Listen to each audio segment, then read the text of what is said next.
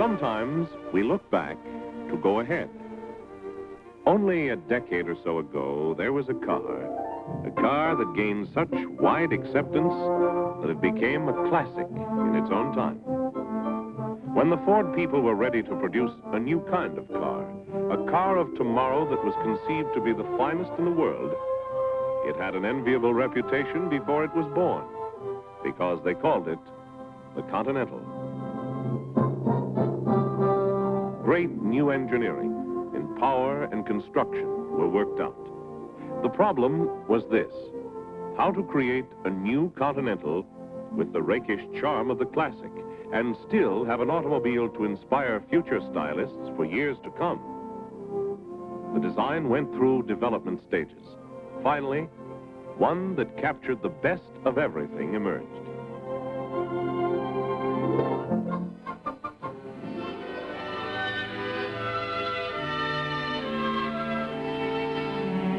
(16,400 Michigan Avenue).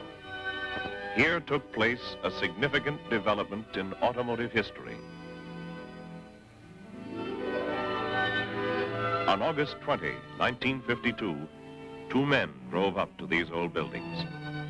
They were looking for a place to go to work on an idea. William Clay Ford already had been thinking about the idea for 2 years. He and an automotive engineer were looking for a building to set up a new organization. It had all begun back in 1939, when Edsel Ford, Bill's father, had designed a very special car. At first, it was not intended to be manufactured and sold. It was built as Edsel Ford's personal automobile. It was called the Lincoln Continental. It became a classic in its own time. Yet in all, only 5,322 were ever built.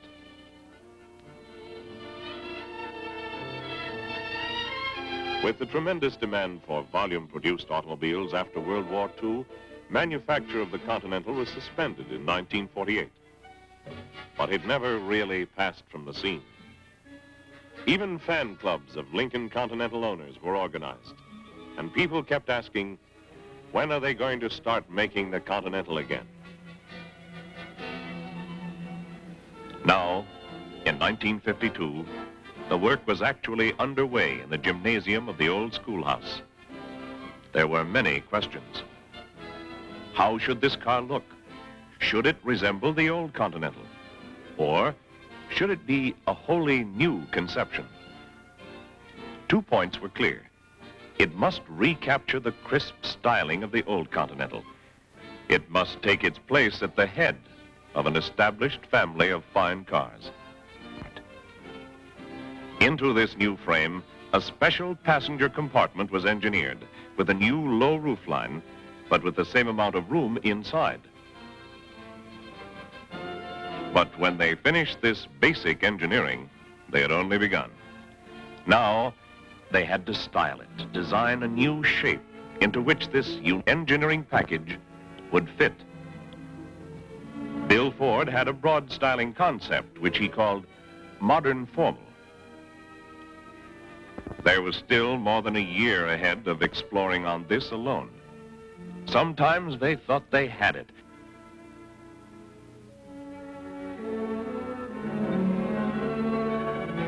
And then they knew they didn't.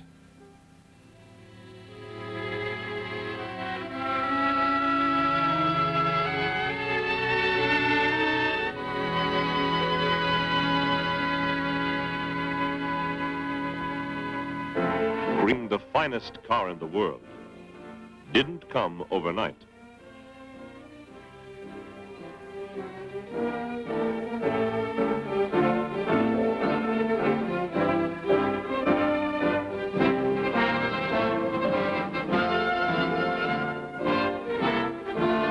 By the end of 1952, they had come to the basic agreement, a decision on the general overall proportions of this new Continental. To introduce the element of competition, a styling assignment on the new car was given to 4 outside automotive designers who would come up with independent ideas. All the designs had to conform to a grid, laid out like a transparent checkerboard. Artists' drawings can often be deceptive. The grid ensured that approved specifications were met. And all the renderings were to be in the same color, Prussian blue, so that all the pictures could be compared objectively. In the meantime, the division's own stylists were coming up with their version.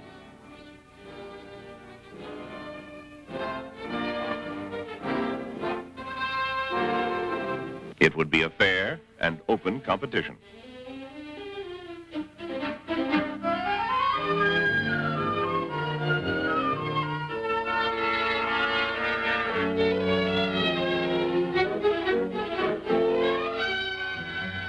May 5th, 1953. When everything was set, the members of a special products committee were brought in one by one to make their decision. Each was to choose by number the design he thought was the right one.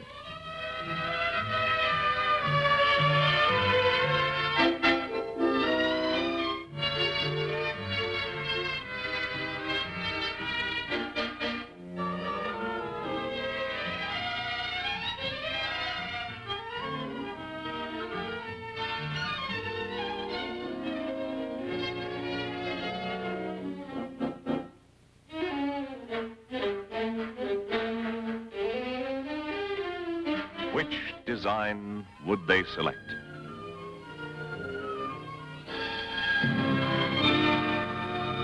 It was a great moment for Bill Ford's group when the results were in. The design they had created was the final choice. This was the one management decided to bet on. It was a multi-million-dollar gamble. But was this to be the Continental of tomorrow? Not by quite a bit, but it was a solid beginning. At the old school buildings, there was still plenty of midnight oil to be burned before the design would be completed. But now they could at least begin to think ahead to the problems of manufacture, of tooling and production. There were new questions now, questions on construction of a plant in which to build this car on a virtually custom basis. That planning could now get underway, while further refinements of design were plotted, sketched out, discarded, or adopted.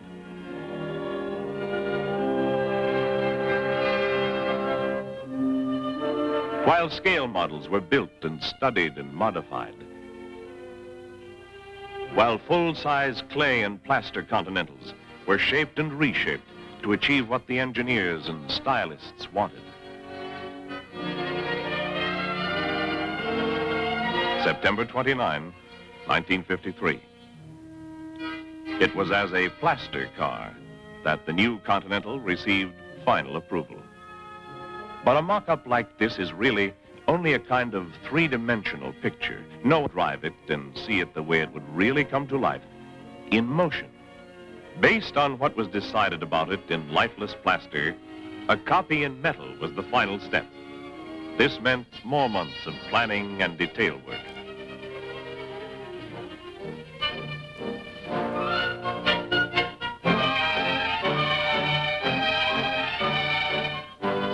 It would be impossible to say just what day or what hour this new car was actually born, because it came to life a little at a time, during the intensive effort of 2 years.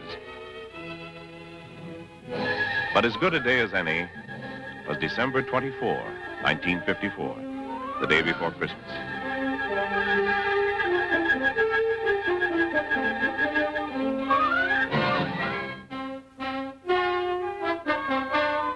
The handmade prototype was at last ready for its trial run.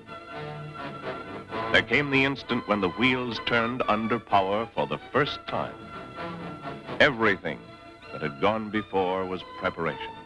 This was the beginning for Continental Mark II.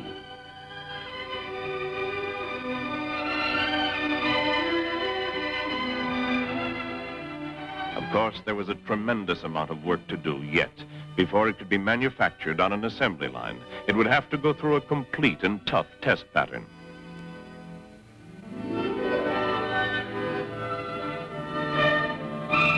Check its performance in desert heat.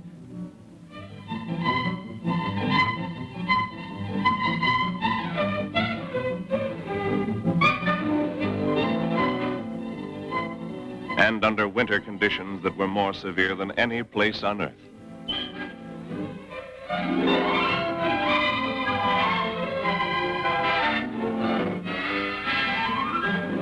It ran for weeks on durability runs without ever stopping except for gas and oil. And in a blackout disguise, it traveled from coast to coast before final approval was given. And it was checked again and again for style. Photographed and rephotographed against all kinds of backgrounds. For engineers and stylists knew that in creating this new car, they had also created a new personality in a family of automobiles. But before the first future owner could take delivery, there were a few thousand details involved in getting production underway. A new car, a new company division, now a whole new plant to be built. And production in that new plant on the expressway just out of Dearborn is unlike any other production operation in the automobile industry. Relatively few cars are finished each day. Each individual engine is checked out on the dynamometer. Every body is first assembled and checked, then taken apart, numbered, and the sections painted as a set, assigned to one particular car. A painstaking painting process with 4 double coats of paint.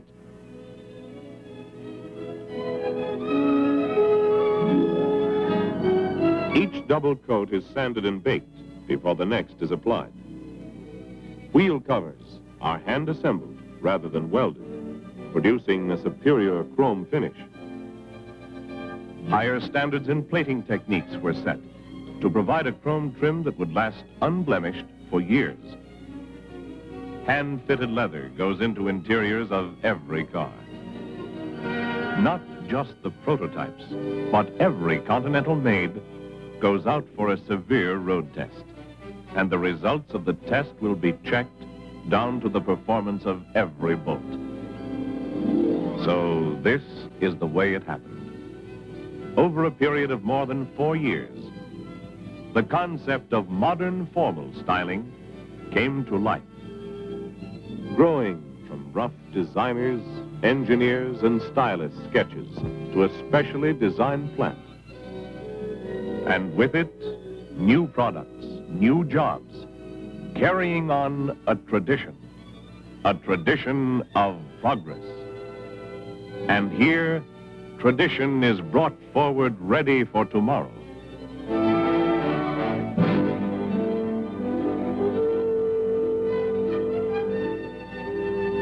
It was a challenge they offered these men who in 1952 set out to capture the best traditions of an American classic, the Continental. And today, they find tomorrow is still ahead of them.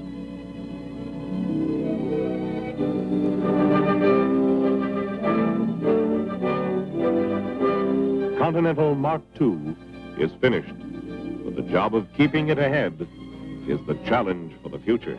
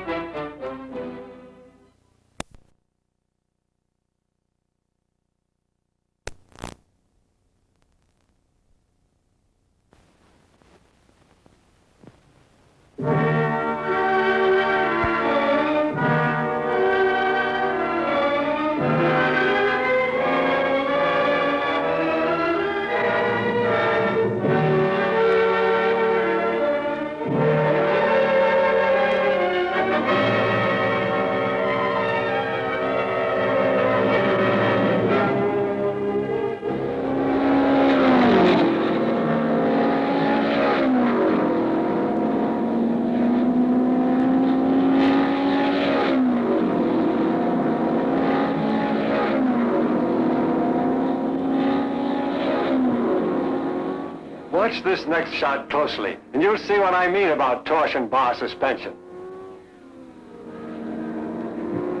Notice there's no slide nor sway in the turn, even at this blistering speed. You have perfect control.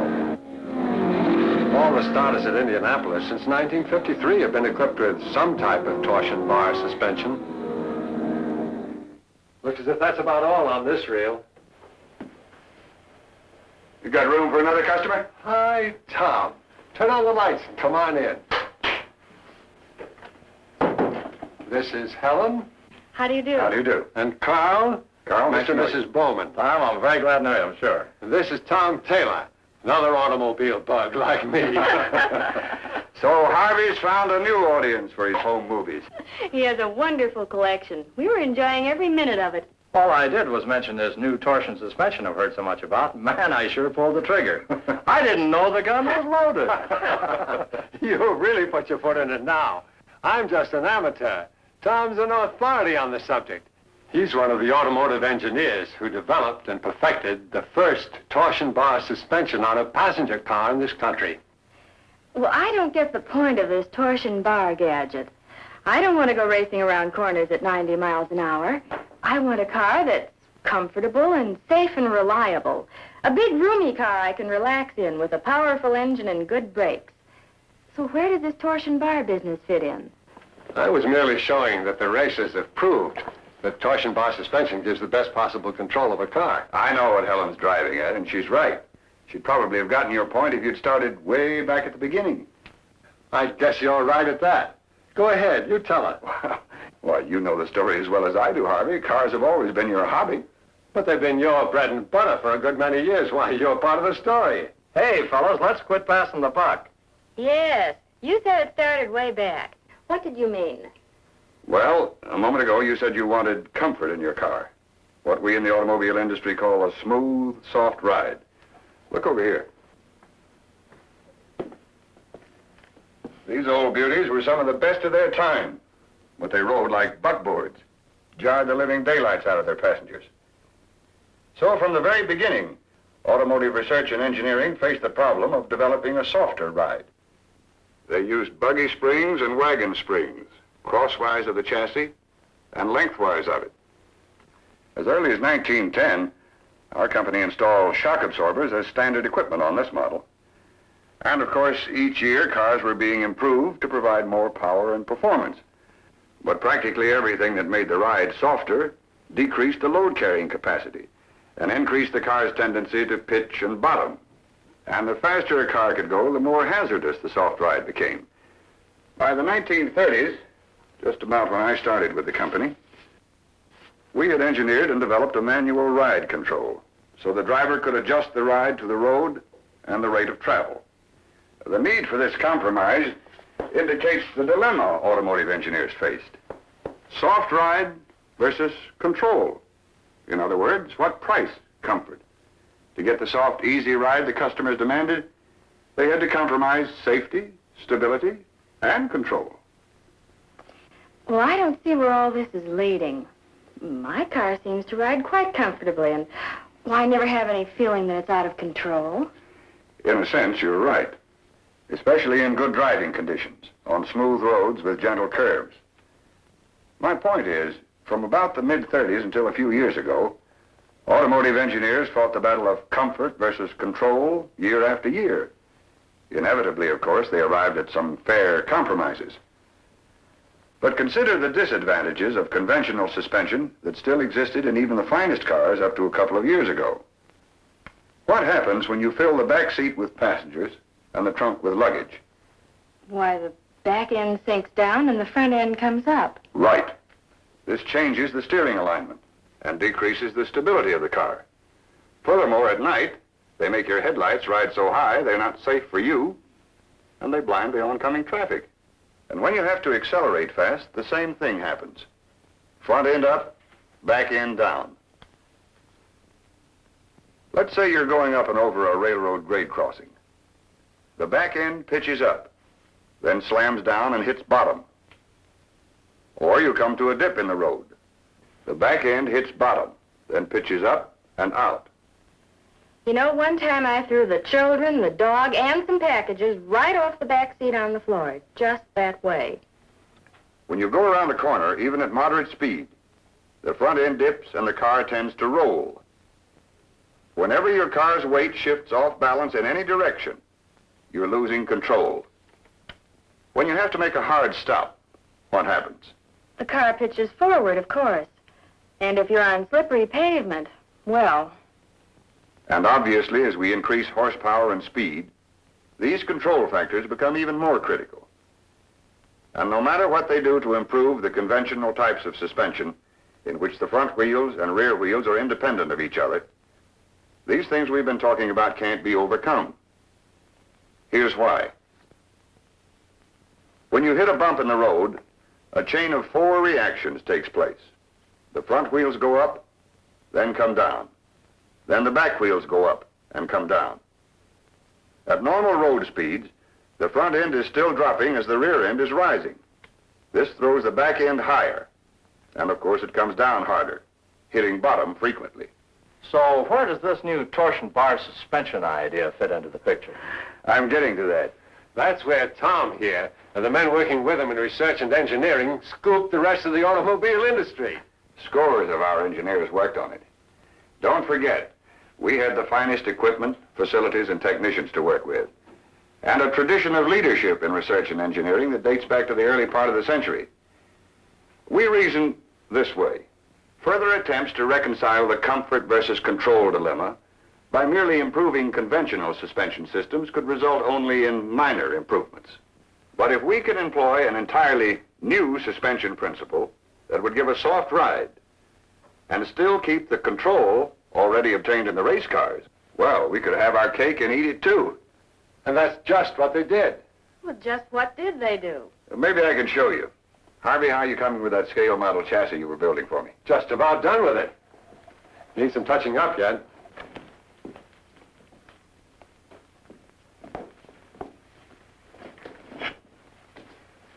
Man, you've done a beautiful job. Harvey, that's marvelous. It really is beautiful.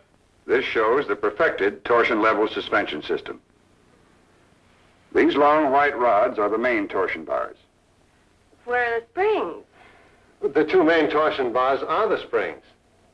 I hope you'll pardon my feminine mind, but before we go any farther, just what is a torsion bar? Well, torsion means twist. A torsion bar is a rod of spring steel that will twist when loaded, then untwist, or spring back to its original condition when unloaded. Oh, I see what you mean. The spring is in the twist or the torsion of the bar. Right. And here's the key to the system. On each side, the front wheel and the rear wheel are linked together by a main torsion bar so that they work together as a team. With this system, when a front wheel goes up or down, this front linkage twists or loads the front end of the torsion bar one way or the other. And when the rear wheel goes up or down, this linkage twists or loads the rear end of the torsion bar one way or the other. Of course, when either end of the bar is loaded, it twists the other end and operates the linkage there. So the front and rear wheel work together simultaneously. When the front wheel hits a bump, it loads the main torsion bar, which instantly transmits an equal loading to the rear wheel. As the front wheel comes down again, it twists the main torsion bar in the opposite direction, causing an instant and equal reaction at the rear. As the rear wheel goes over the same bump, it twists the bar first one way, then the other, causing an equal and simultaneous loading of the front wheel. Consequently, in a car equipped with torsion bar suspension, the car raises and lowers uniformly front and rear. There's hardly any pitch, and the car literally floats over bumps and holes.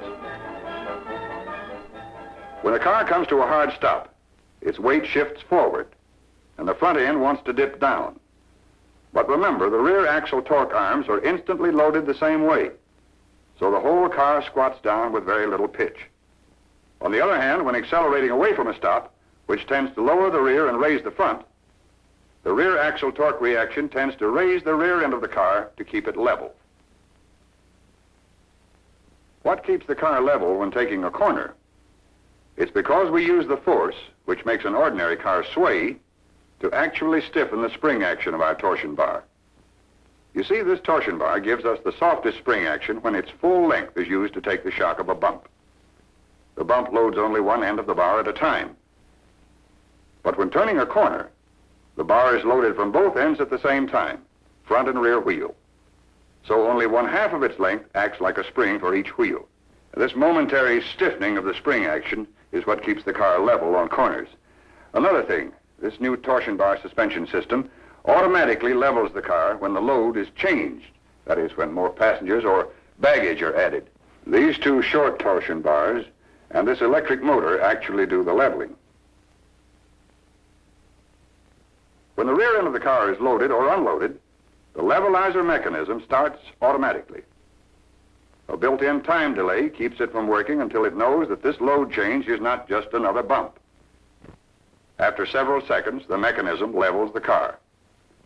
The load levelizer automatically keeps the car within 5/8 inch of level at all times. The best way to appreciate the sure-footed control of this new torsion level ride is to see it in action. Compare it with a car that has no torsion bar suspension nor load levelizer. A car we thought was tops only a couple of years ago.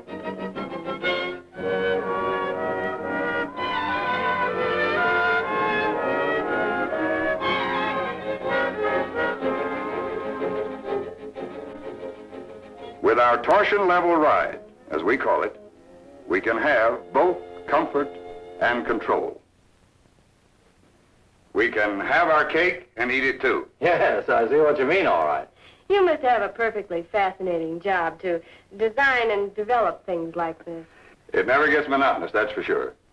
There's the constant challenge to make one new improvement on top of another.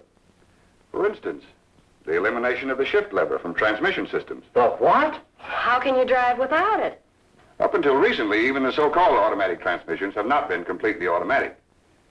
In this day and age, a truly automatic transmission system should respond to an electronic control at the touch of a fingertip. It should be as simple and easy to operate as push-button radios and home appliances.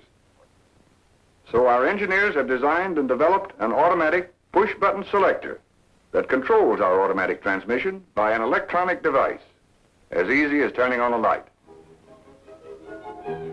It gives you instantaneous drive range selection at the touch of a finger. Touch the button, and away you go. Truly automatic motoring.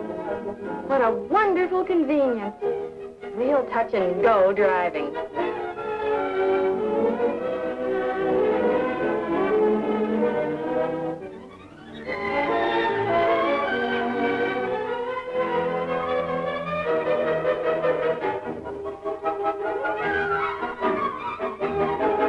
There's nothing like it. Puts an exciting new sensation in driving.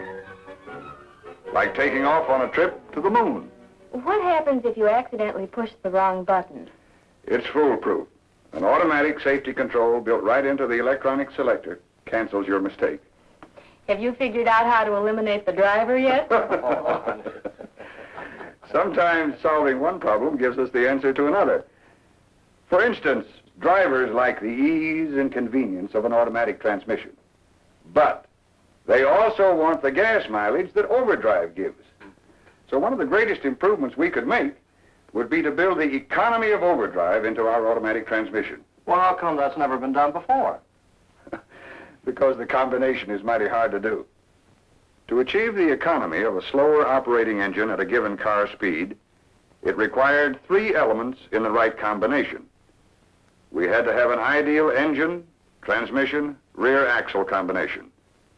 A numerically low ratio that called for exceptionally high torque in the engine. Fortunately, our engine designers were Johnny on the spot with the answer. Their problem had been to develop and build the most powerful engine with the highest torque ever delivered at the rear wheel in a passenger car. As a result, we got the ideal power ratio we need for overdrive economy in an automatic transmission. You have to see this new combination on the proving grounds to appreciate the results it achieves. It provides a blistering getaway from a standstill.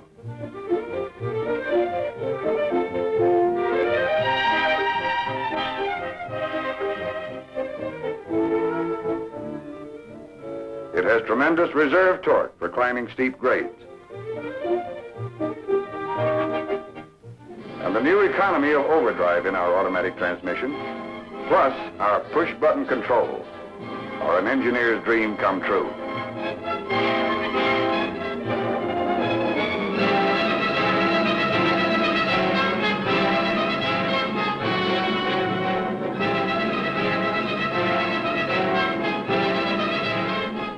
So you see, we were able to improve our automatic transmission and rear axle ratio to build overdrive economy into them by building an engine that delivers maximum torque, efficiency, and fuel economy. Boy, that sounds like a wonderful combination.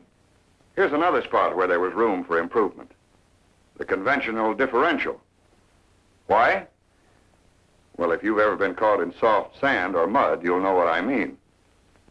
The one rear wheel that's in the hole just spins and digs itself in deeper, while the other rear wheel stands idle, and you're stuck. This is the path of the power through the old differential. Following the line of least resistance, it always went to the spinning wheel that has no traction. Now, to overcome this, our engineers succeeded in designing a simple method of transferring the power through a new kind of differential to the wheel that's on firm ground and has traction. As a result, the car with the new twin traction differential has less of a tendency to dig itself into sand or mud. But in case your car should be driven into a hole or a deep rut where the traction is poor, the moment one rear wheel begins to lose traction by spinning, twin traction instantly transfers the power to the other wheel, and out you go.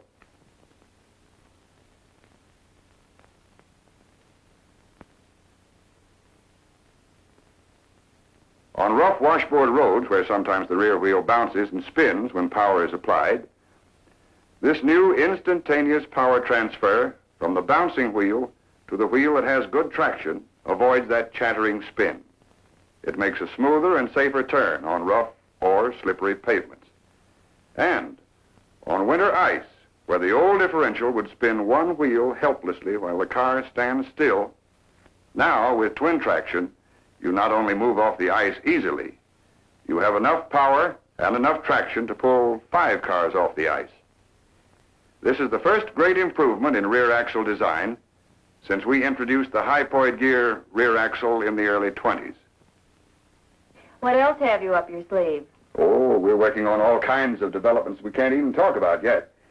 You see, in automotive research and engineering, many of us are planning as much as 5 to 10 years ahead. We've got to get going. I promised Beverly and Jean we'd meet him at the club just about now. Good. Give me just a couple of moments to fix my powder. Settle down, boys. We'll be a while yet.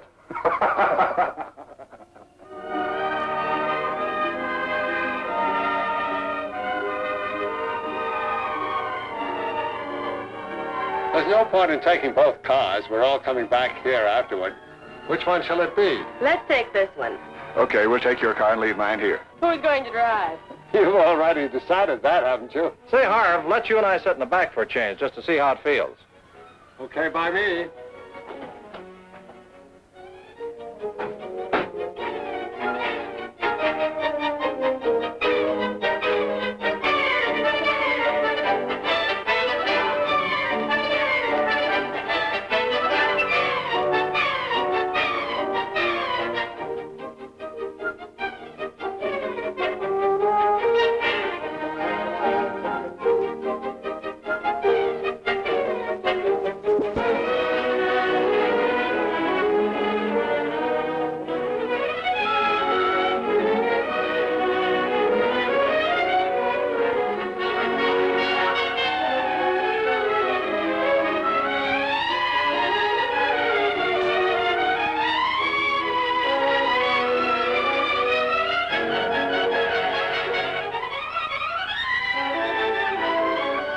What a wonderful experience.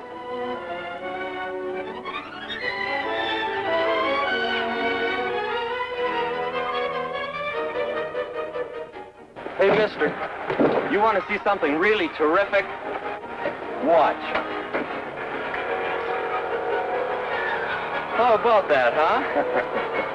What'll they think of next?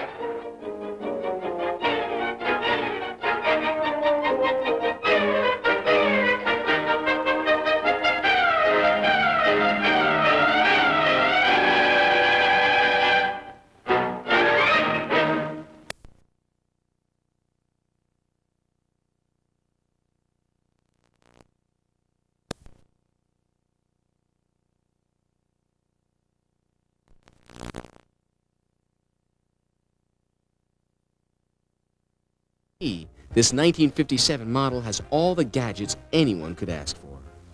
Americans felt prosperous, and their cars reflected it. We wanted everything at our fingertips, everything to be automatic. We expected luxury, and in this model, we even received a complimentary gift of very expensive perfume. We also were offered new elegant style doors that opened from the center of the car. Now let's take a look at some vintage Cadillac commercials. The first commercials we shall see are from 1958, and the second two are from 1957, one of which mentions the practicality of owning a used Cadillac. Cadillac presents Motordom's masterpiece.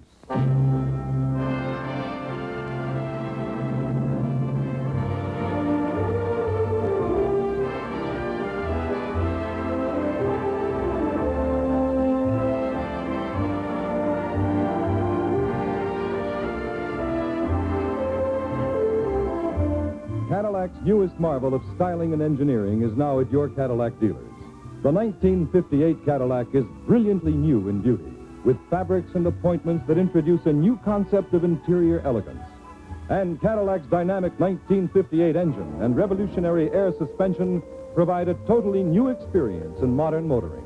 See and drive Motordom's masterpiece, the 1958 Cadillac.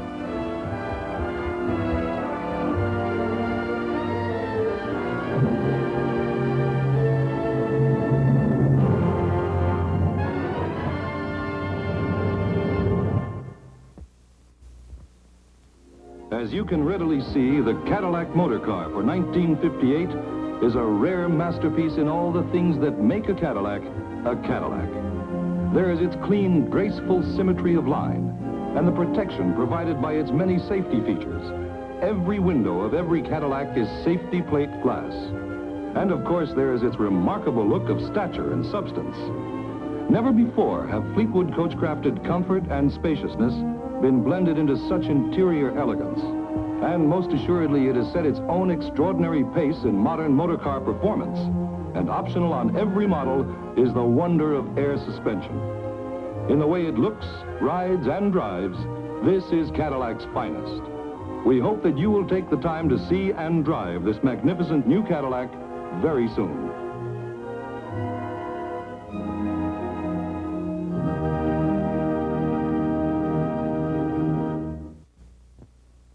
Cadillac owners are frequently amazed at the public's high regard for the car of cars, even after it has seen 2 or 3 years of service. That in itself is a wonderful reason for buying a quality value late model used Cadillac. But in addition, there is its great practicality. Many one-owner, low-mileage used Cadillacs are priced considerably less than many medium and low-priced new cars that are not their equal in prestige, Fleetwood luxury, and safety features. Every window of every Cadillac is safety plate glass. So if you want a car that is economical to drive and to operate, and a pride and pleasure to own, make it a point to spend 30 minutes at the wheel of a used Cadillac soon.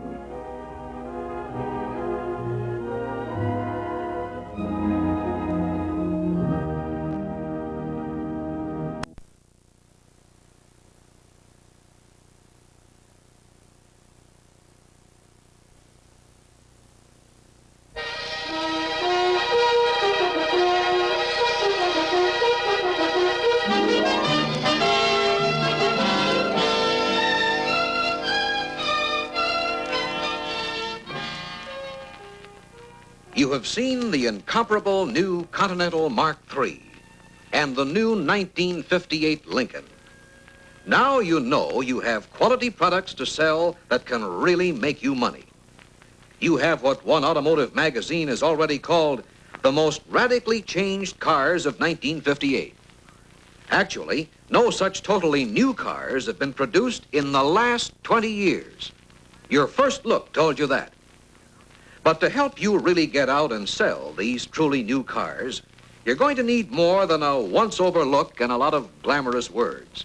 You need the answers to a lot of specific questions before you can do a real job of selling the new Continental and Lincoln point for point, feature for feature, and dollar for dollar against any and all competition. So that's what we're going to give you, the answers to your questions. We went out to the field to salesmen exactly like yourselves to find just what you needed most to know. Here are the questions we came back with, and here are your answers without any frills. How many cars are we selling this year? Two great cars.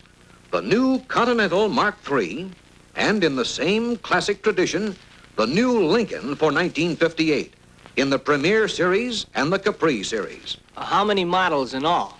In 1958, you'll have 10 new motor cars to sell, 4 Continentals and 6 Lincolns. The Continental, Lincoln Premier, and Lincoln Capri each offer a 2-door hardtop coupe, a 4-door hardtop Landau, and a 4-door sedan. And in addition, there is the all-new Continental convertible, the most fabulous convertible ever designed. What's the difference between this new Continental Mark III and the Mark II? The new Continental Mark III has been expanded to full sedan size. And to maintain the exact same proportions of the classic Continental design, it has been lengthened. It's more than 10.5 inches longer than the Mark II. It's better than 2 inches wider. So you have a far more spacious motor car inside and still have the timeless, classic Continental design, its tradition of quality craftsmanship, its dignity, elegance, and luxury. Instead of just one Continental model, you now have 4 to sell: the coupe, Landau, sedan, and convertible. What about the price of the Continental? That's more big news. All 4 models are incomparable values in the fine car field. They offer all the Continental prestige and magnificence at a much lower cost than the Mark II. As a matter of fact, the Lincoln for 1958, in both its Premier and Capri series, will have the same classic elegance as the Continental, because they have been designed and engineered in the same Continental tradition and put together with the same demanding quality workmanship. Does that mean the Lincoln is a bigger car this year, too? Yes, indeed. It's a totally new automobile, the longest and lowest motor car in the fine car field. In fact, it's more than 4 inches longer than the 1957 Lincoln. Its wheelbase is 5 inches longer. And because of its entirely new method of body construction, it has been lowered a full 3.75 inches and still provides headroom comparable to 1957. The long, flat Continental-style hood is lower than ever before. What are the differences between the Continental and the Lincoln? Differences I can point out to my prospects. Well, let's compare them from every angle. Look at the car on top. That's a front view of the Continental. Below is the Lincoln. They both share the same massive wraparound bumpers, the same low look of stability, the same instantly recognized hallmark of canted dual headlights. But the Continental keeps its traditional lattice grille design. For the Lincoln, both the Premier and Capri series, a fresh contemporary styling theme has been created for the grille in horizontal lines that emphasize the wide, close-to-the-road look of this graceful motor car. Continental and Lincoln nameplates are in gold anodized script. Well, what about those headlights? What's the extra pair? Parking lights or what? No. The Continental and Lincoln's dual headlights are really dual headlights, and full-sized ones, not undersized ones jammed into a space originally designed for single lights. That's one of the reasons for the canted design. Another is to provide instant identification on the highway for the Continental and Lincoln. For full beam driving, all 4 lights are lit, providing the fullest possible field of illumination. And because of the canted design, the low, wide front view lines of the car will be emphasized even at night. For low beam city driving, only the upper pair are used, so that the car's extreme width is still emphasized. Each of these new cars has its own distinctive identifying hood ornament. The traditional four-pointed Continental star at the top, the Lincoln star below. In profile, both are truly distinguished motor cars with long, low Continental lines and traditional Continental styling of the roof, hood, and rear deck surfaces. The new deep-sloping dual-curve windshield is a standout feature on both, and you'll notice it rises cleanly from the metal of the cowl. There's no interruption of its graceful line by the usual metal molding at the base, as there will be on your competitors' models this year. On the Lincoln, the same is true of the big panoramic rear window, which helps give Lincoln a better than 11% increase in total glass area. Because of a feature that is exclusively Continental in the fine car field, the fully retractable rear window, there's a new and distinctive silhouette for the Continental this year. The Continental is also distinguished by a restrained use of chrome along the lower edge of the car. The Lincoln, in keeping with its fresh contemporary styling theme, displays a bold chrome spear along the body. On the Premier series, this spear terminates in the 8-pointed Lincoln star. The star is absent on the Capri. And above the spear molding on the rear quarter panel appears the Premier or Capri nameplate. Continental's nameplate, in raised gold anodized lettering, is on the front fenders. And the distinctive Continental star appears again on the side of the roof at the rear, just above the belt line. Both Continental and Lincoln have a distinctive wheel scallop, sculptured in metal on the front fenders, another new styling hallmark. Both cars feature new, smaller 14-inch wheels with a 950 by 14-inch tire that puts a greater area of tire tread on the road. The Continental is further set off by its special wheel cover design, another exclusive Continental feature. What's the story on that retractable rear window in the Continental? On the Continental only, the big center section of the rear window is fully retractable. It is electrically operated from the driver's position. This is a big selling feature, unmatched by any other car in the fine car field.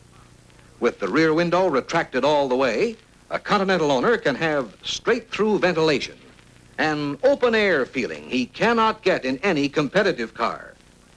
The fluted chrome frame for this window, projecting to the rear, is not only a unique styling feature, but gives added protection against rain.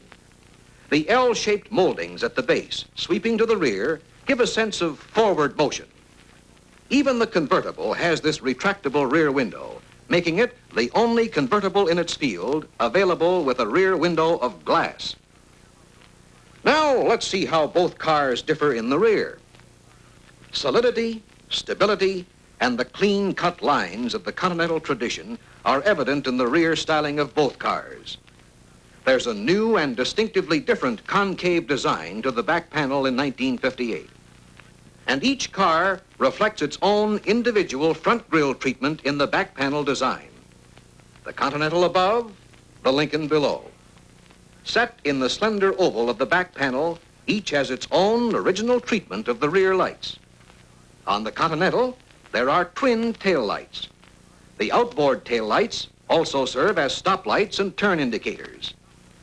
The white inboard lights are backup lights. On the Lincoln, there is an integrated lighting arrangement that merges into the ends of the oval. On the gas filler lid in the center of the panel, the Continental repeats its distinctive star. The Premier and Capri display a script letter L. Well, other than those differences, are the Continental and the Lincoln the same? That's right. They're the same basic car.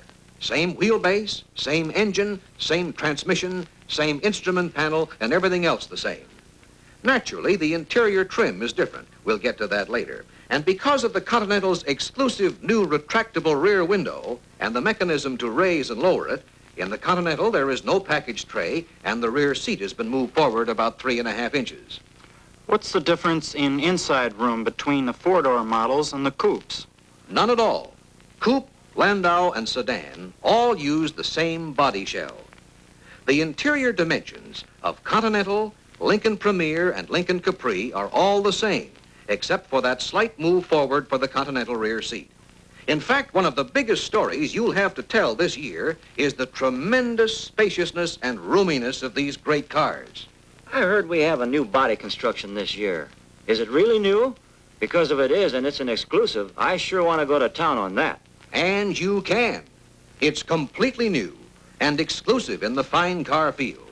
It's so new that traditional production facilities couldn't make it. That's why the brand new plant was built for Lincoln, designed solely for the quality production of single unit bodies. We call it Uniframe construction. This Uniframe construction means that instead of a body shell bolted to a separate frame, the body and strength members are welded into one integral unit. Instead of 18 bolts or so tying a body to a frame, every Continental and Lincoln has some 7,500 weld points, making the entire assembly one rigid piece. Actually, this construction method is closer to the way aircraft are put together than to the traditional way of building cars. Well, what's the reason for this new body? What does it give the customer? Quality. The quality a fine car should have. It makes a far stronger, more rigid unit, which resists twisting out of shape. The door and window openings stay the way they're supposed to be. You get tight-fitting doors that stay tight-fitted. And with no body bolts to loosen, squeaks or rattles are virtually a thing of the past. Uniframe construction gives Lincoln the big extra margin of weight, solidity, and structural strength that a fine car owner demands. How much heavier is the car? Total curb weight is about 5,100 pounds. That's about 400 pounds heavier than the 1957 Lincoln. The styling of this new body follows a universal trend. Everywhere you go, in industry, architecture, and all kinds of products, the direction is to simplicity and purity of design. More than any other car in the field, this 1958 Lincoln personifies that trend. Because of the marriage of Lincoln and Continental, this year, every Lincoln has the clean, restrained Continental styling. Every Lincoln has its low, flat hood and deck lines, its distinctive silhouette. Okay, the car is beauty. Everyone who comes in can see that it's beautiful right away. But what else is this design going to mean then? What's the length going to mean? What's the lowness going to mean? First, this new design has given Continental and Lincoln the finest riding qualities ever. With 5 inches added to the wheelbase, it has a smooth and effortless, truly luxurious ride. Because of the single-unit body, it's a safer ride and a silent one. But this new method of bodybuilding means more than that. Uniframe construction has let the engineers design a body 4 inches lower, making the center of gravity lower for greater road-hugging stability, and still come up with more room inside than ever. More headroom, despite the lower roof, and much more hip room, shoulder room, and leg room. Notice especially the tremendous leg room for the front seat passenger. In what other automobile in the industry is there room to cross and uncross your legs with ease? Well, the thing I like to sell is comfort in riding and driving. How do we stack up in that?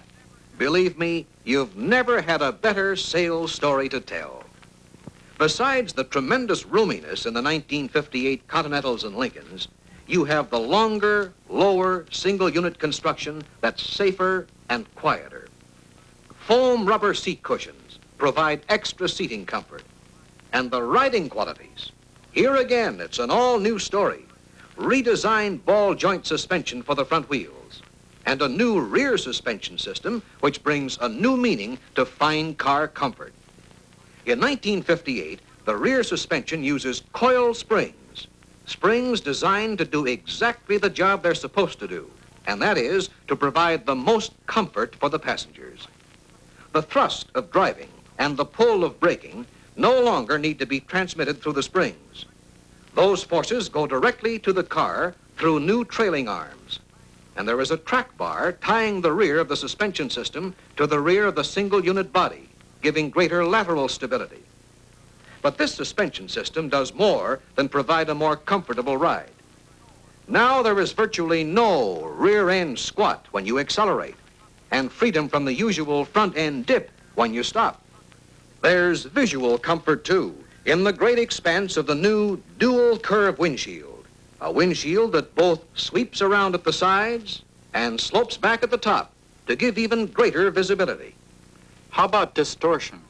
This new compound curved windshield has been optically designed to be free of distortion. You're not going to have any complaints about that. Well, what about the engine? Anything new there? Plenty. The engine is all new. You have a lot to talk about. It's the biggest V8 ever put in a Lincoln. 430 cubic inch displacement, 10.5 to 1 compression ratio, 375 horsepower, and 490 foot-pounds of torque at 3,100 RPM. But there's more than just power. There's the new in-block combustion chamber design for greater engine efficiency and durability. In this new engine, the combustion chamber is in the cylinder block. The cylinder head is perfectly flat, and when joined with the engine block, it forms a wedge-shaped combustion chamber, a chamber designed in conjunction with the new step-top pistons to provide complete turbulence of the air-fuel mixture for more efficient combustion. The full machining of the flat cylinder head makes possible completely uniform combustion chambers, so you get identical compression ratio in each cylinder. That means you've got a truly balanced engine that will run quieter, smoother, and have a longer life. But that's not all. The 1958 Continental and Lincoln engines introduce another industry first with their exclusive three-stage cooling system. With two thermostats, this completely controlled pressure system directs the engine coolant to the area where it is needed most. First, just to the cylinder heads and intake manifold, then to the engine block as well, and finally to the radiator too, when complete circulation begins. The radiator is bigger than in 1957, with 485 square inches of cooling area. The fuel system is new. Air fed to the carburetor is thermostatically controlled. Whatever the weather conditions, its temperature is always ideal for the engine's needs. There's a new and larger 4-barrel carburetor with 2 barrels to furnish the necessary fuel-air mixture in normal driving ranges and 2 additional barrels that automatically cut in at higher speeds or for quick acceleration. And with another exclusive new feature of this big new engine, the fuel-air mixture is kept at the proper temperature on its way to the combustion chambers. The water-jacketed intake manifold keeps water constantly circulating under the intake passages. And Lincoln's exhaust system has not only been enlarged throughout to make a better breathing engine, but the new design alternates intake and exhaust valves, so no two are adjacent to create combustion chamber hotspots. There are really and literally too many new features about this engine to go into here. But the complete story and a selling story will be found in your new 1958 Continental and Lincoln data book. Is there anything new in the transmission? Indeed there is. In 1958, Lincoln's advanced turbo drive automatic transmission, standard on every model of the Continental and Lincoln, has been beefed up to handle the greatly increased torque of the engine. And there's a big new story in the torque converter. The unit has been redesigned with a new contour that gives a more positive hydraulic action of the fluid. It is contained in a rugged new housing, now made of steel instead of aluminum, and welded. Why is it welded? To give it a lifetime seal against oil leakage and protection against internal operating troubles. Gear selection is by lever, the proven and natural method. And its new design permits the car to be started with the lever in the park position as well as in neutral. Thus, if the car is on an incline, there's no need to fuss with the brakes. The park position holds the car safely while the engine is started. I'd like to know what features are standard on these 1958 cars. All the major power assists are standard on these luxurious new cars. Automatic transmission, power steering, and power brakes. Power windows and the 4-way power seat are standard Continental and Lincoln Premier equipment. Power windows are optional in the Capri series, and a 6-way power seat is available as an option on all models. Anything new about these features?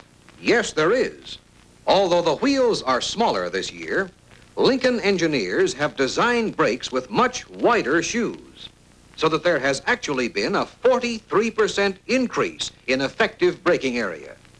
And speaking of brakes, the parking brake now can be released by the foot as well as set by the foot. The switches for the power windows have been relocated, putting these controls exactly where usage dictates they should be, at the most convenient location.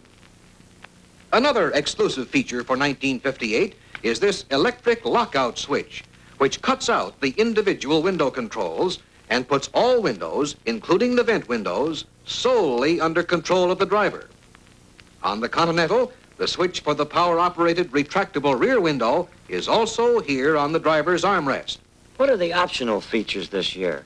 Your data book contains the complete list of options and accessories for the 1958 Continental and Lincoln. But here are some of the most important.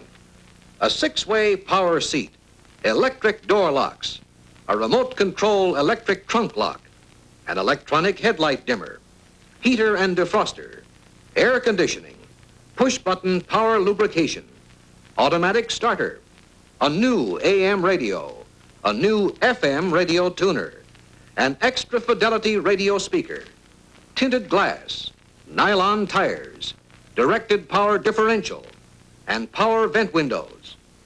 Many of these were options in 1957, but there are new and exclusive features that are going to be big selling stories in 1958. We want to go into those in some detail. An entirely new heater and air conditioning system, an exclusive electric trunk lock release, and a brand new radio story. Let's take the heater defroster unit first. The first big selling feature is Lincoln's simple heater control. A single knob activates an electrical servo mechanism to choose any degree of heat or ventilation without heat or defrosting. There are 2 big heaters, one under each front fender, where they do not take up valuable space. There are 4 outlets for heated air, 2 of them in the cowl trim panels to warm the front compartment. But the rear seat passengers have not been forgotten in this newly designed system. Warm air is carried through ducts that are built right into the front door panels to rear seat outlets that have louvers to direct the warm air flow. But the new 1958 air conditioning system is even more of an innovation. It's the only front-mounted air conditioning system in the industry that provides a direct flow of cooled air to the rear seat. Because it uses the same built-in ducts to the rear seats as the heating unit, there are no plastic tubes to spoil the elegance of Continental and Lincoln interior styling. Cars equipped with air conditioning have 5 outlets in the front compartment alone, 1 at the driver's left and 2 in the center of the instrument panel, as well as the 2 floor area heater outlets.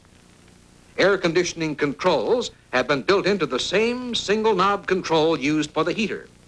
Complete details are in your data book, and only by getting completely familiar with its operation can you do a real selling job. In 1958, the exquisitely handcrafted aircraft-style instrument cluster groups every instrument and control just where they belong, within easy reach of the driver.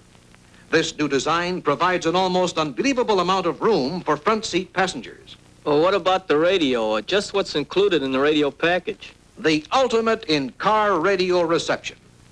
Continental and Lincoln's AM radio not only offers manual tuning and 5 push-button controls for preferred stations, but also town and country automatic tuning, which can be operated by hand or by a special foot-operated button. The package includes 2 9-inch speakers for front and rear on the Lincoln. In the Continental, which has no rear speaker location, a 4-inch auxiliary speaker is mounted in the instrument panel next to the 9-inch speaker. Also included is Lincoln's new rear-mounted antenna, which automatically extends 32 inches when the radio is turned on and retracts when it is turned off. And also available as an option for the first time is a special FM tuner for truly discriminating listeners. Another option for Continental and Lincoln customers who want the ultimate in power servants is a new remote control deck lid release. A simple key-turn switch electrically unlocks the luggage compartment. A warning light signals that it's open and remains lit until the deck lid is closed, which automatically locks it. What about ashtrays and lighters? Since both Continental and Lincoln are truly the last word in elegant motor cars, attention is paid to the smallest detail. Even the ashtrays carry the rich look of quality handcrafting. There are 5 of them, and each has its lighter. 5 ashtrays conveniently placed, and 5 cigarette lighters, 3 in front and 2 in the rear. I'd like a rundown on the difference between the Premier series and the Capri. That's an easy one. Here they both are, the Premier Coupe and the Capri Coupe. Can you tell them apart? You shouldn't be able to, except for the series name on the quarter panel and the Lincoln star forward of the side spear molding on the Premier. There are only 3 major differences between the 1958 Premier and Capri. Power windows are standard on the Premier, optional on the Capri. The 4-way power seat, also standard on the Premier, is not available on the Capri. However, the 6-way power seat is optional on both Premier and the Capri. And there are different interior trim schemes. Outside of that, they are the same car. This means that in the 1958 Lincoln Capri, you're going to have the most saleable car you have ever had to meet that Cadillac 62. Feature for feature, you have the same quality story to tell about the Capri that you have about the Premier. And because of the marriage of Continental and Lincoln, both series are hallmarked with the classic elegance of the incomparable Continental. What about the Capri interior trim? Are we going to have more than just an all-fabric trim? Yes, indeed. While there is one basic Capri trim scheme, this year you'll be able to offer it to your customers in a combination of fabric and leather-grained vinyl, which we have named Caprolon, as well as in fabric alone. There will be 4 rich-looking two-tone color schemes to choose from in either combination. This really gives you something to meet competition. What about the rest of the trim schemes? For the Lincoln Premier, there are 2. One for the all-fabric scheme with 4 different color combinations, and one available in leather or fabric and leather with a selection of 16 combinations. And for the exclusive Continental, the most luxurious-looking trim and upholstery scheme of all, available in fabric, imported Scotch leather, or fabric and leather with a choice of 18 combinations in all. Is leather trim standard equipment? No, it is an extra cost option, except on the convertible where it is standard. Is there anything new about the paint jobs this year? There certainly is. First of all, in the way the exterior finish is applied. Every model has a beautiful enamel finish, painstakingly and meticulously applied by skilled craftsmen. Nothing is spared to make the exterior finish worthy of the custom coachwork of these great cars. And in 1958, more exterior colors and color combinations are offered by Lincoln than ever before. There are 17 basic colors for the 1958 Lincoln. And in addition, 4 special colors for the Continental Mark III, which are also offered at extra cost on Premiers and Capris. 21 colors in all, and they'll be available in 104 two-tone combinations, more than Lincoln has ever offered before. I think safety features are pretty important. What have we got to talk about? Many prospects are definitely interested in safety. We've covered lots of the safety features in answering earlier questions, but let's just sum them all up. First, the stronger, more rigid structure of the unitized body, the greater visibility of the big dual-curved windshield, greater braking area, for though the wheels are but 14 inches in diameter, there's a 43% increase in brake lining area. The more powerful engine provides all the reserve power a driver might need. The window lockout switch, electric door locks. Not only do you have padded instrument panel and padded sun visors, but padded door panels as well. The steering wheel, of course, is of safety design. With these features to show to your prospects, you can sell them one of the safest cars ever built. Well, we have a pretty good performance story this year, don't we? You have a tremendous performance story.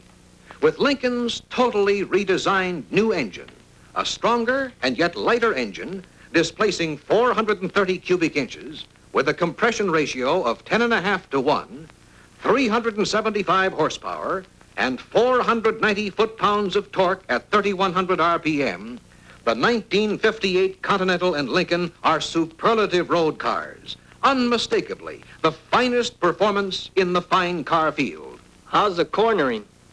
Tests show these powerful motor cars have lost none of the superior cornering characteristics for which Lincoln is famous. In fact, with the brand new rear suspension system, it's better than ever. But there's no point in talking performance and easy handling. The way to sell it is to show it, demonstrate it. Put the prospect behind the wheel and let him discover the amazing story himself. Well, performance and handling are okay for men, but what do these cars have to appeal to women? Everything. Magnificence, elegance, and luxury, from the superbly tasteful exterior styling down to the smallest detail, like the lustrous, jewel-like metalwork in window switches and ash receivers. Inside and out, every model of the Lincoln and the Continental bespeaks character and prestige and high fashion that will satisfy the most discriminating taste. Nothing is lacking in comfort, in convenience, in luxurious roominess. And never has a car of whatever size been easier to handle and to drive. The 1958 Continentals and Lincolns are the most effortless handling cars in the fine car field. This time every year, everything's always new, the newest ever. What I can use is a list of what's really new in the 1958 product.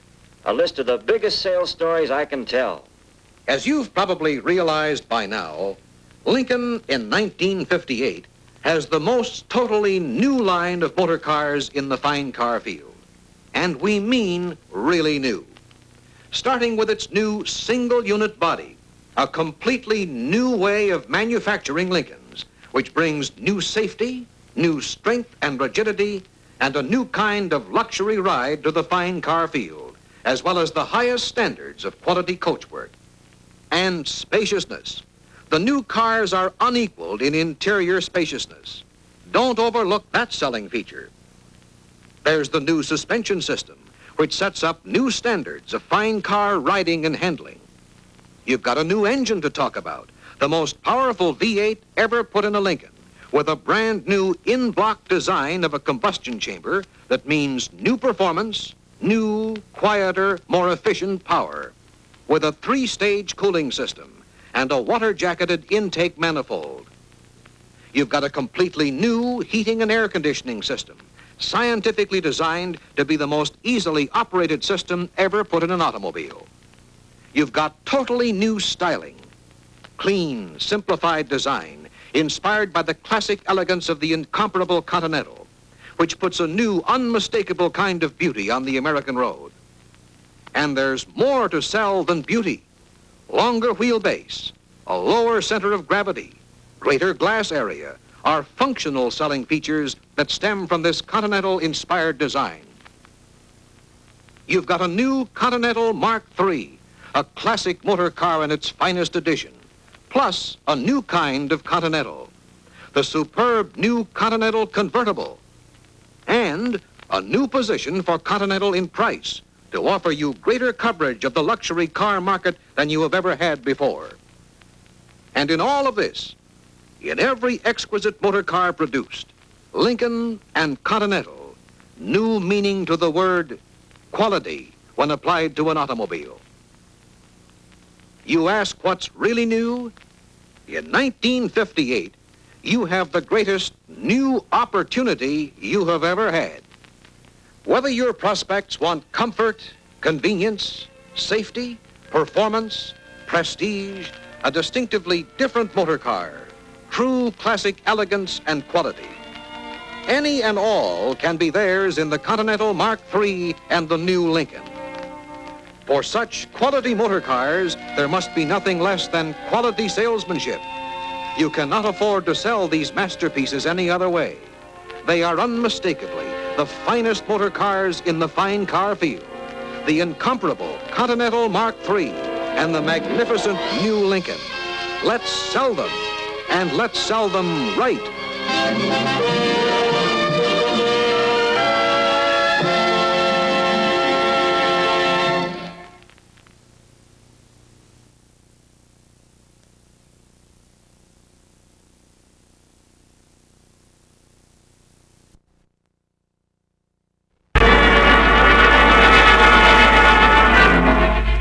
Chrysler Division presents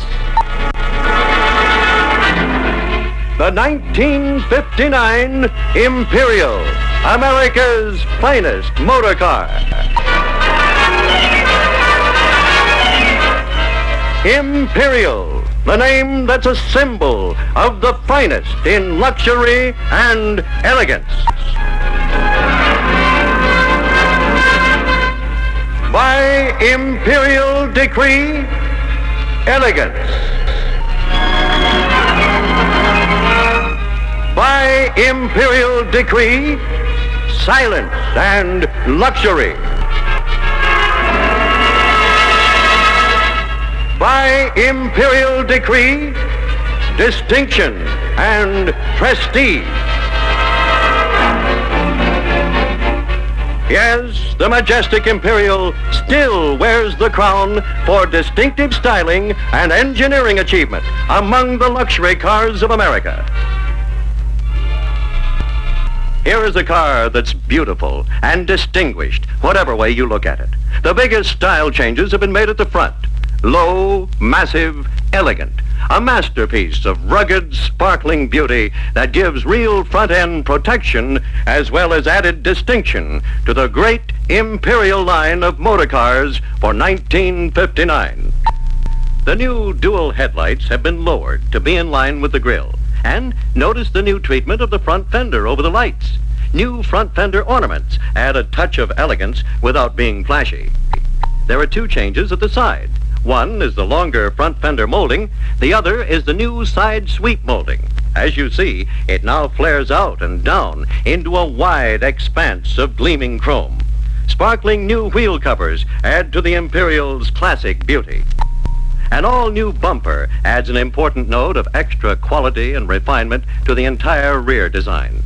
The popular flight sweep deck lid is available again this year. Here is a feature that's distinctly Imperial. And when it comes to real Imperial exclusiveness, you've got it in any one of the three available roof treatments on 2-door and 4-door hardtops. This particular one is the Imperial Landau roof and features an entirely new textured leather finish for the canopy section. Actually, it's a special kind of finish right on the metal that can't peel off or show worn spots. But it looks like leather, it accents the Landau and gives the car a special, extra luxury look. Here's the Silvercrest roof. The entire forward section of the roof is satin-finished stainless steel instead of the usual paint. This adds a lot of richness and distinction. The third available roof treatment is a combination of the first two. This is the Silvercrest Landau roof and has both the textured leather effect on the canopy section and a stainless steel front roof section. This roof treatment gives the Imperial the richest, most custom-built appearance of any production car in America. Now we'll look at the interior styling. Here's a close-up of one of the finest improvements made in the interior of the 1959 Imperial. It's the new instrument panel, which has been completely redesigned. It's more beautiful than ever, and it has a lot of special distinction.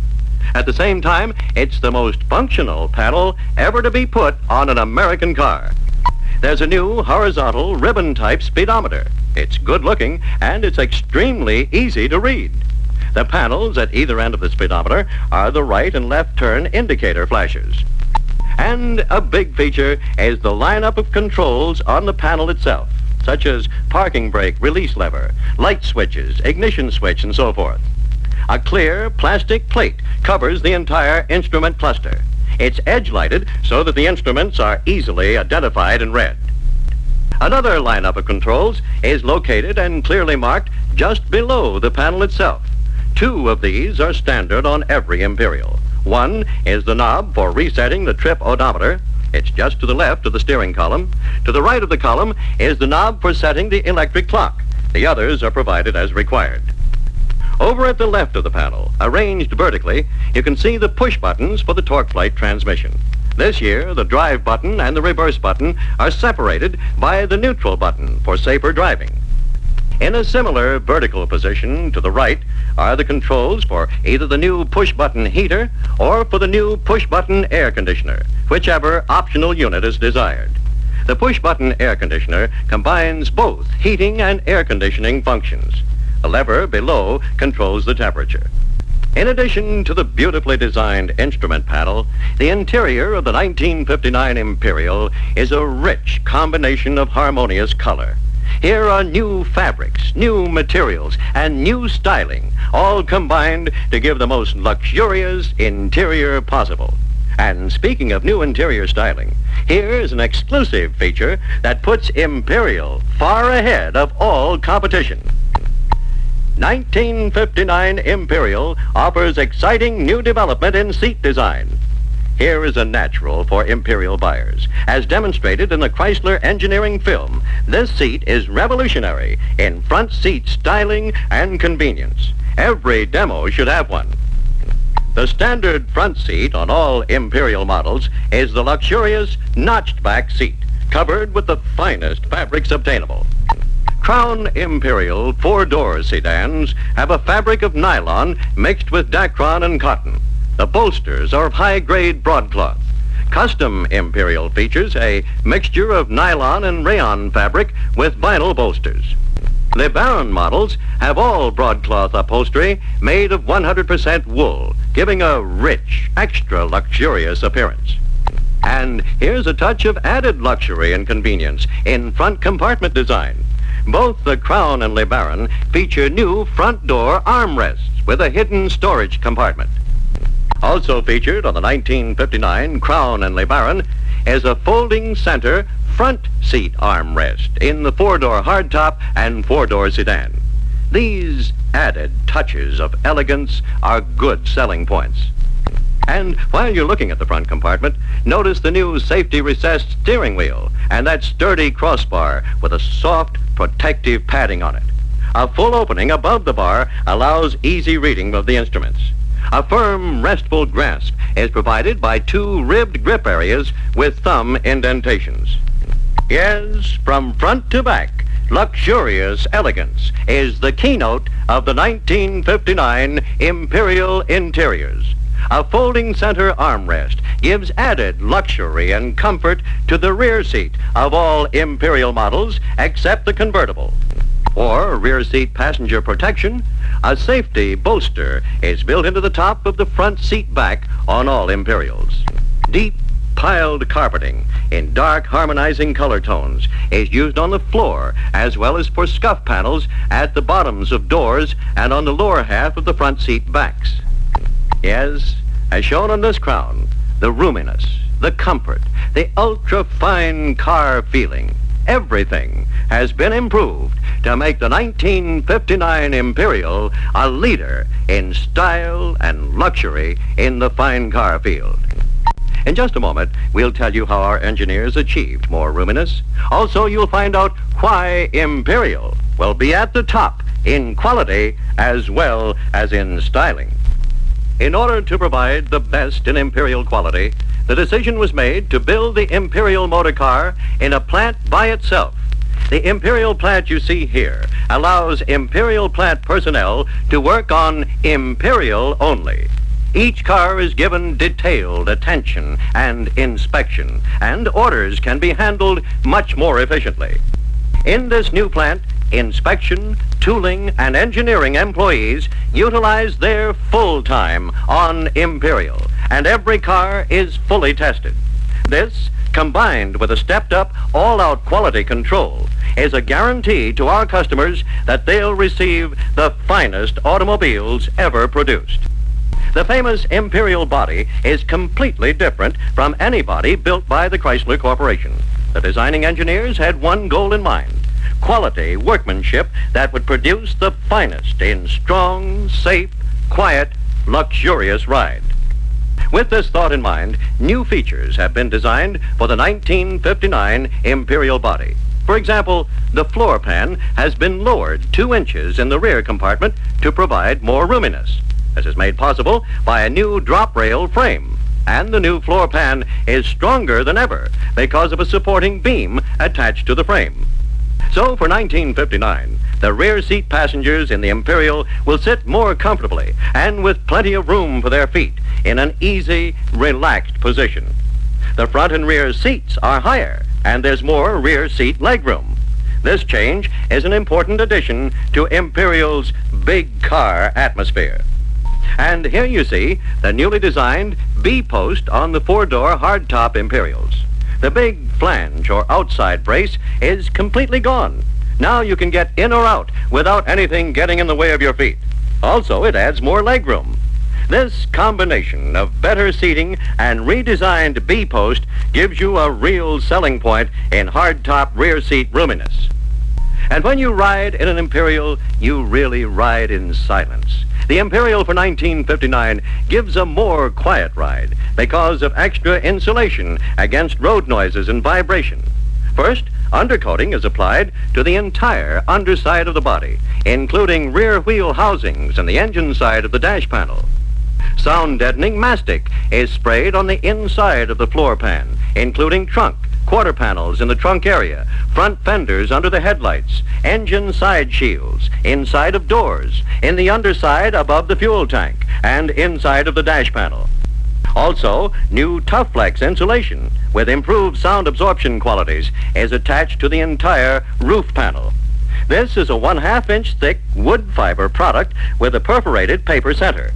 Improved insulation is also used under the hood, on the interior of the dash panel and the cowl panel, with padding applied to the floor. In addition, silencer pads are used at the steering column opening, inside the rear deck lid, and on the shelf panel.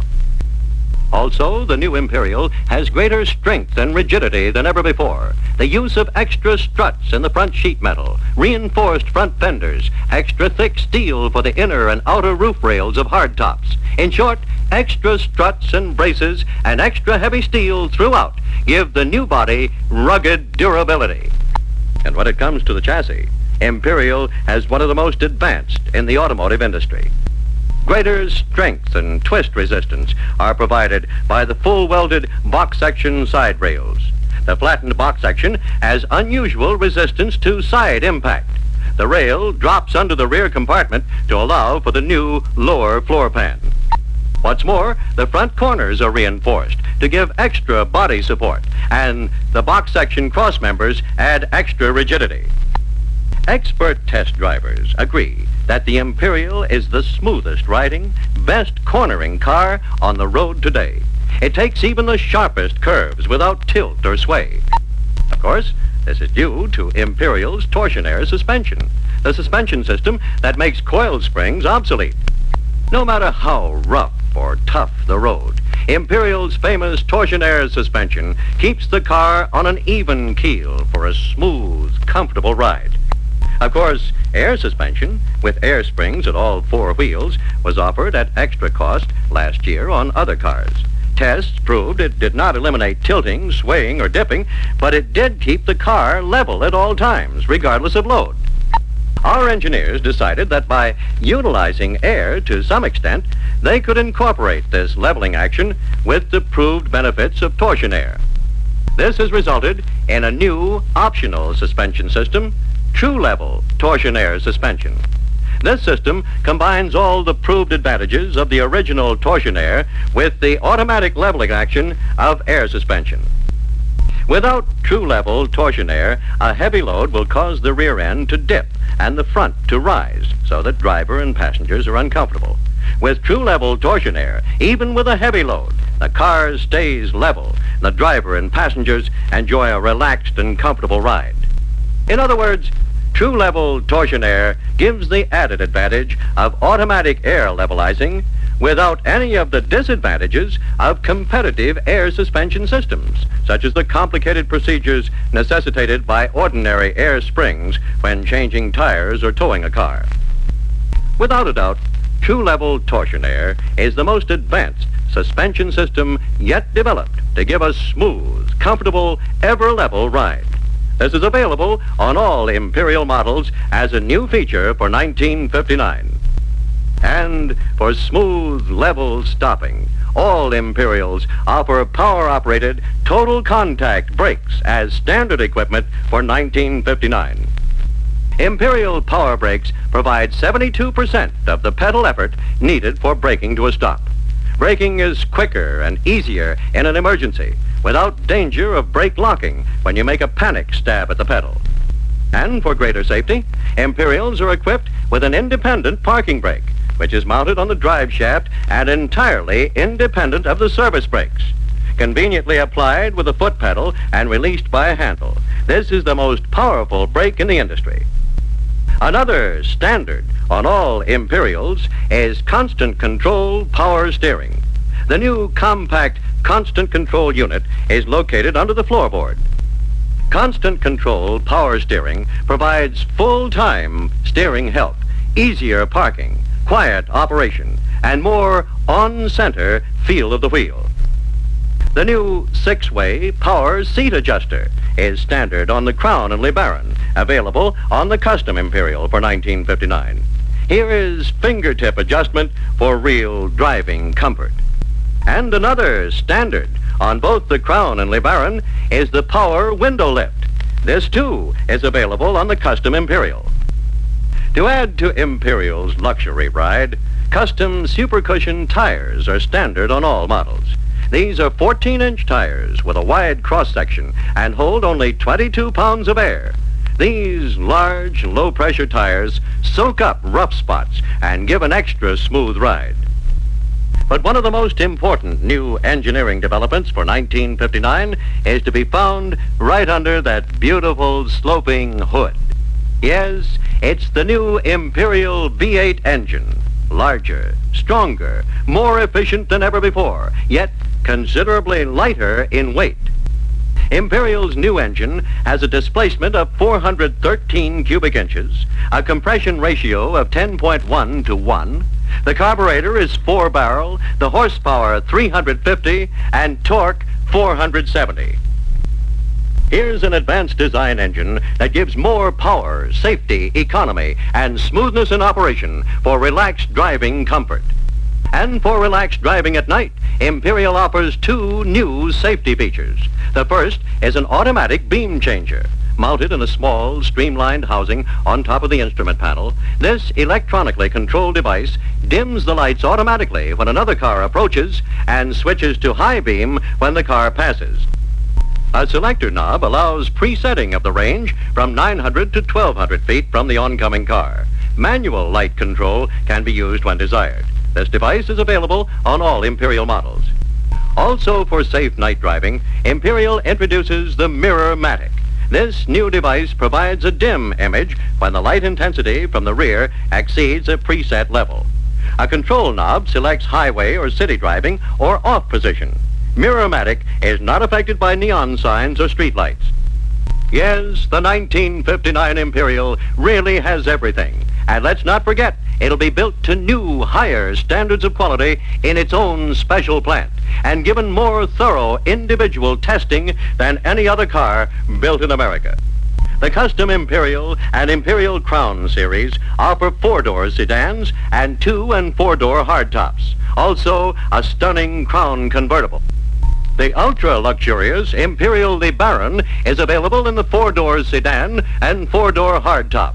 All power features are standard on the LeBaron series. With its custom-built look and its exclusive new styling features, the elegant Imperial is still the fashion leader in the field of fine motor cars. And the great 1959 Imperial is engineered for top riding comfort and performance that no other car on the road can equal. The Imperial story is the story of the greatest car ever built in America. So it's up to us to see to it that motorists do know the whole story about the Imperial for 1959.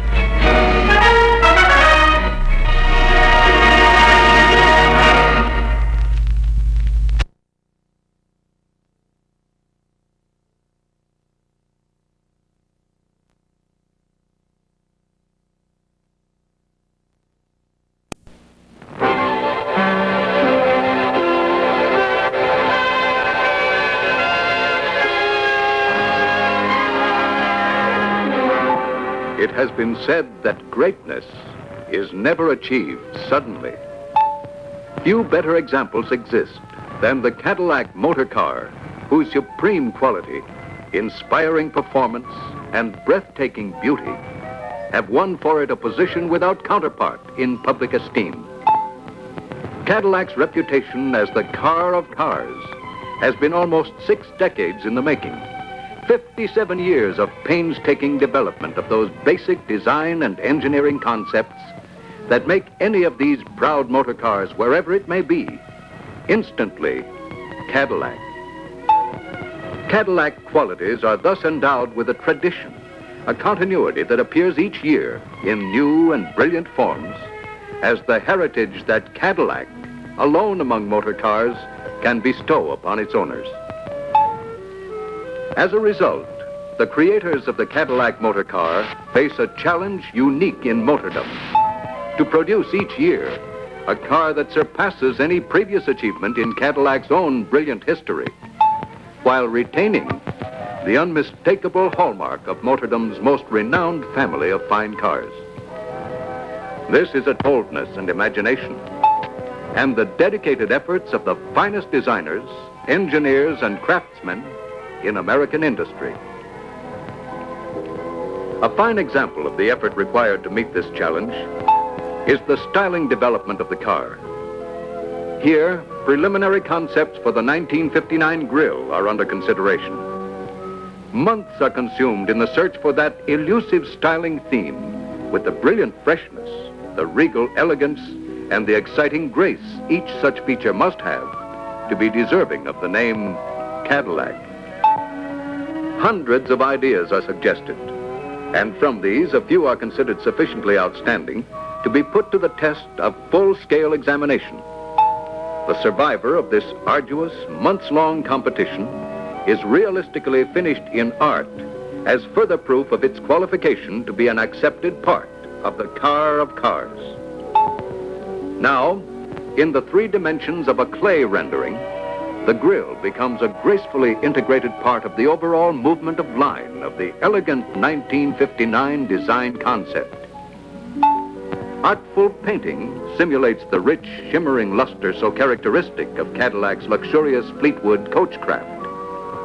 In such painstaking development of every facet of its motor cars, exterior and interior, flourishes the secret of Cadillac's inspiring design.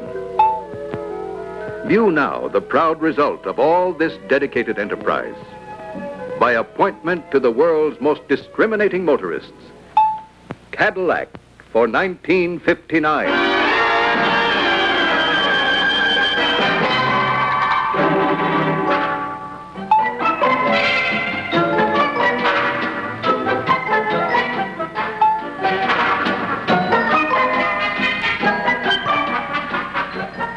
None will deny that here is true motoring majesty by Cadillac, a family of motor cars without peer.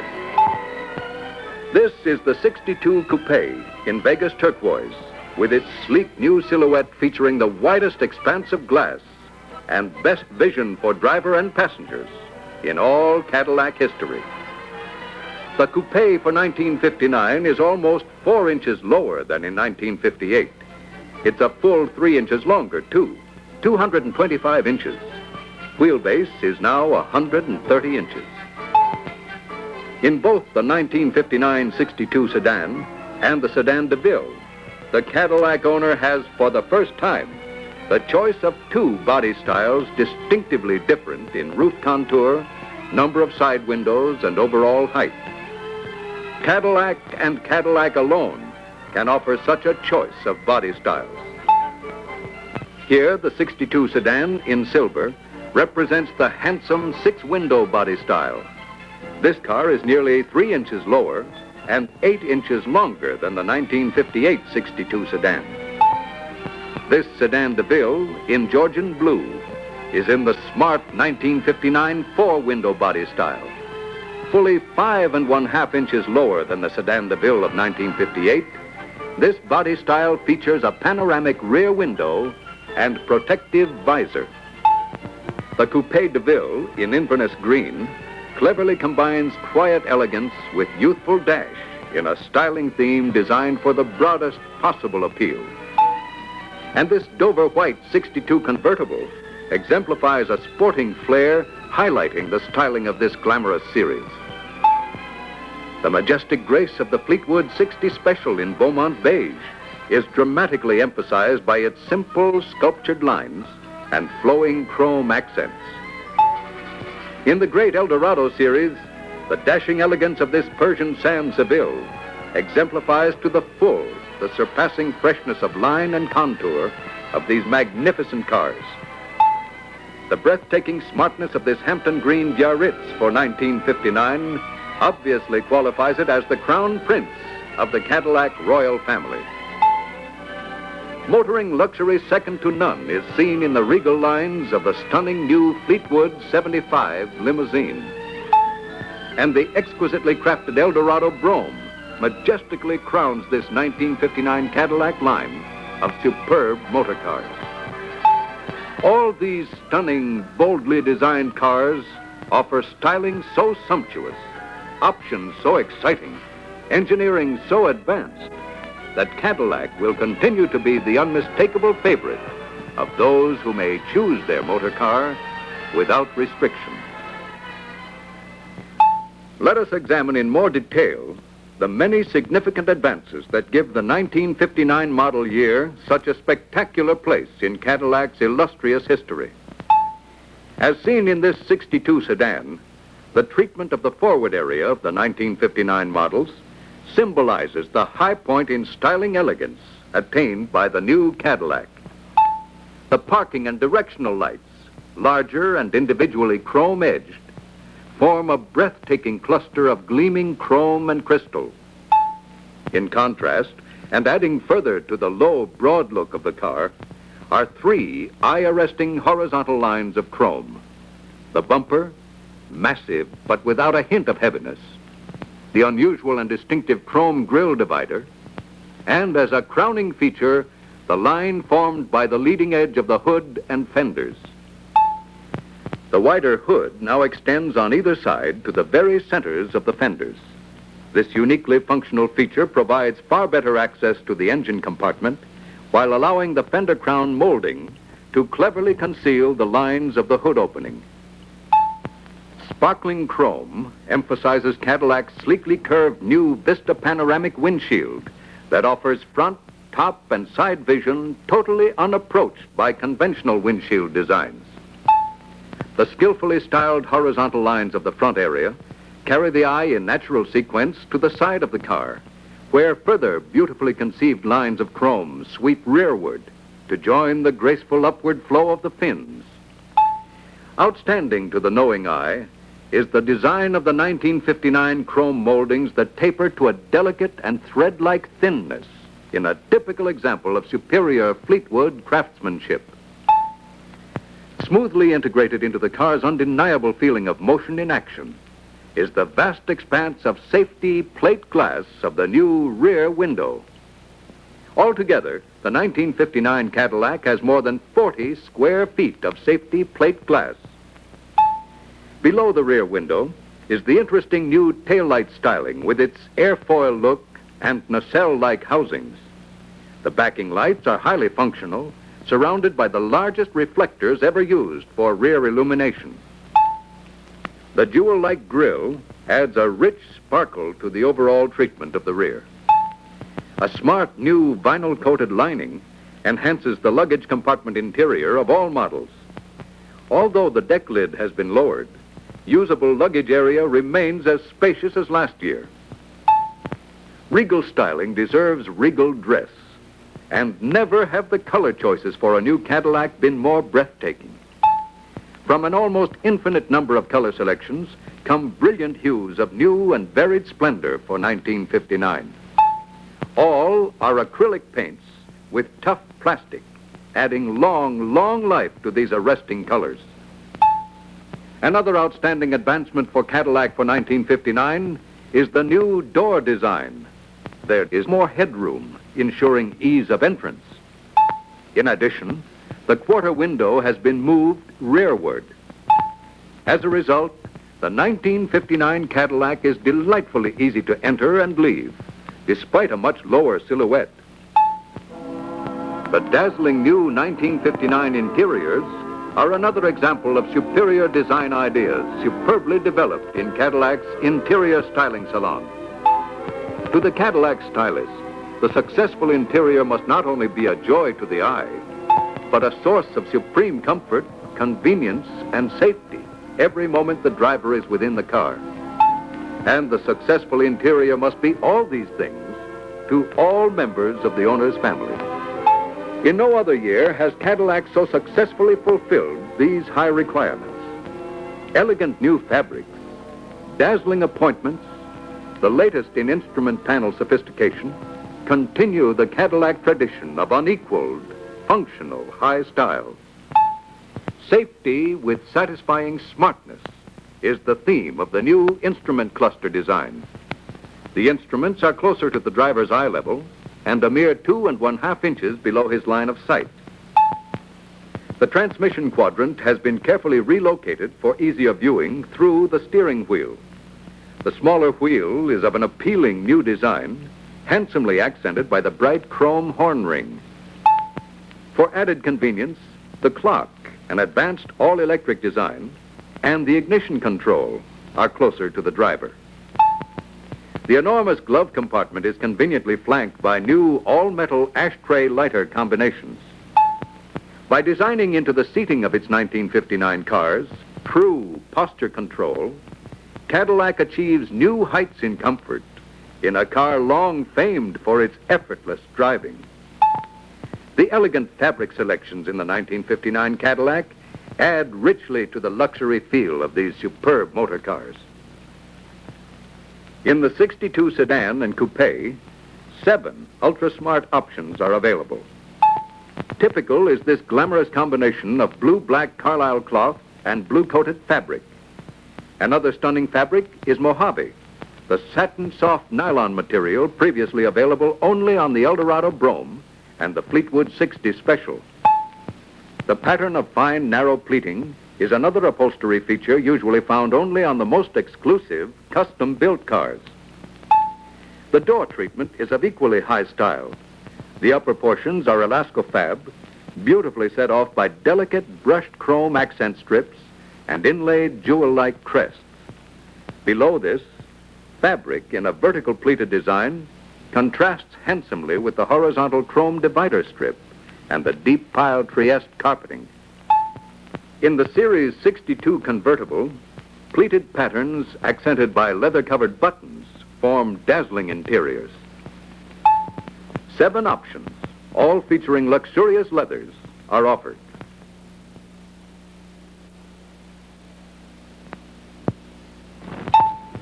Complementing the beauty of the 1959 cars are engineering advances of great significance. Consider, for example, the optional cruise control, a truly remarkable advance in the art of automatic speed regulation. The driver simply sets the control for the maximum desired speed. When the car reaches the preset speed, the driver feels a definite resistance at the accelerator pedal. Naturally, he can push through this resistance whenever he wishes, in passing, for example. For turnpike driving, the driver simply accelerates to the speed of pedal resistance and pulls the knob on the cruise control dial. This keeps the Cadillac at the preset speed automatically, with no need for the driver to touch the accelerator.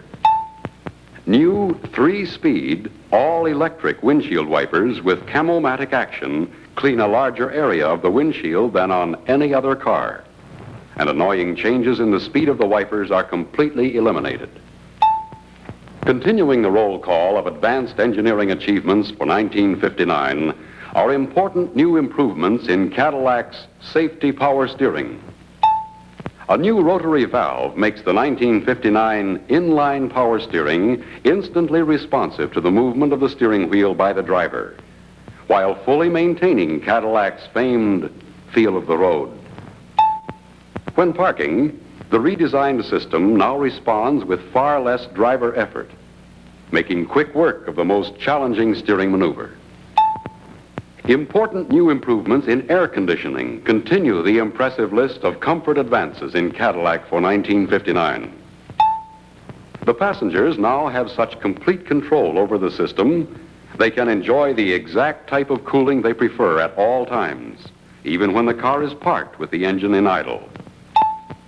There are now 4 fan speeds to establish any desired degree of air circulation. The passenger also has a choice of 100% outside air to refresh the car interior, or 20% outside and 80% recirculated air for maximum cooling. And newly located outlets at the center of the instrument panel and at either end assure gentle, refreshing, cooled air for every passenger in every part of the car. A new concept in the distribution of the air from the car's heating system means unexcelled passenger comfort during the cold months, too. The air discharge distributor is now located at the center of the cowl, and the ducts for the rear compartment follow along the top of the transmission tunnel to the rear compartment. Working as a team, the 1959 Cadillac heating and cooling systems provide the most spectacular year-round weather control ever offered. Cadillac's new frame accounts for another important advance in riding comfort. The frame's greater rigidity, plus an all-new concept of mounting the car body, add even further quiet smoothness to Cadillac's renowned ride. In addition, the 1959 Cadillac offers a highly advanced new shock absorber. In the conventional shock absorber, air and oil can mix, causing the oil to froth, thus reducing its ability to dampen road shock. But in the 1959 Cadillac shock absorber, a special flexible nylon bag surrounds the oil cylinder, preventing any mixing of air and oil. The result? The most efficient shock absorber action ever attained. And Cadillac's renowned air suspension, the most thoroughly road-tested of any in the industry, has been brought to a new high in engineering excellence. New front and rear levelizer valves.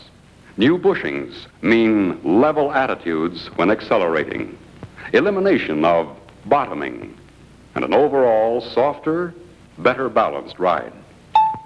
Altogether, these highly significant refinements in Cadillac's frame, shock absorbers, and air suspension endow the 1959 Cadillac with superbly quiet, silky smooth driving qualities unapproached by any other motor car. Transforming all the great 1959 comfort and convenience features into flashing action on the road is the most versatile and powerful V8 engine ever to come from Cadillac factories. Highlighting the many brilliant new engineering advances are a larger intake manifold to provide more efficient intake of the air-fuel mixture into the cylinders. Increased displacement, 390 cubic inches, that allows more air-fuel mixture to enter the cylinder to be converted into power. Higher compression ratio, 10.5 to 1, that gives greater compression of the mixture before firing, and thus squeezes more power from each drop of fuel. And tapered exhaust valves that discharge exhaust gases faster and minimize the chance of their restricting or diluting the incoming mixture. A new temperature-compensated idling system automatically adjusts the flow of air in the carburetor as engine temperature changes, thus maintaining the best mixture at all times.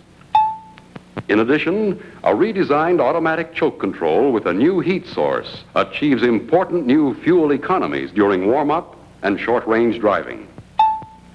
The results of these extensive power plant refinements are Cadillac's new 325 horsepower standard engine and 345 horsepower Q engine with 3 two-barrel carburetors. These engines are classic examples of combined fuel economy and dazzling performance that are uniquely Cadillac. Now that we've seen the 62 sedan and coupe in detail, let's look at the distinguishing features of the other models in the line.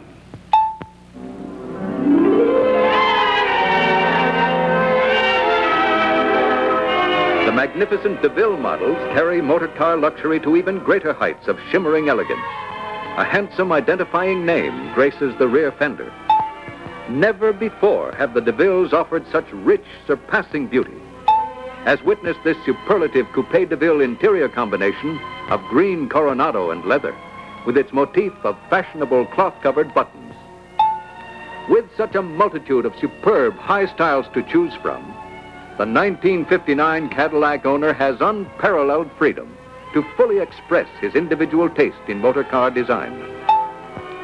The celebrated elegance of the Fleetwood 60 Special sedan is highlighted by a richly crafted panel of concave sculpture, gracefully faced by a louver of gleaming chrome, and banded by twin moldings sweeping the full length of the car. Pairings of bright chrome over the taillight nacelles and crisp chrome edging on the trunk lid below the renowned Fleetwood name state instantly that this is a motor car of special distinction. Features distinctive to the 60 Special are electrically operated vent windows and two-way power seat. The many impeccably tailored interiors for 1959 add further luster to this car's unique reputation for unmatched elegance. For those desiring even more sumptuous motoring, the 1959 Eldorados are unsurpassed on the American road. As seen on this new Eldorado Seville, distinctive chrome upper side molding joins with the lower chrome molding to provide a bright accent for the basic body sculpture that blends masterfully into the taillight contours and the rear grille, alive with the flashing highlights from multiple rows of gleaming projectiles. In the Seville, top styling reaches a new pinnacle of fashionable design with glamorous vinyl-coated roof fabrics available in 5 colors, smartly keyed to the new body colors. Total driver convenience is basic in the design of these outstanding Eldorados.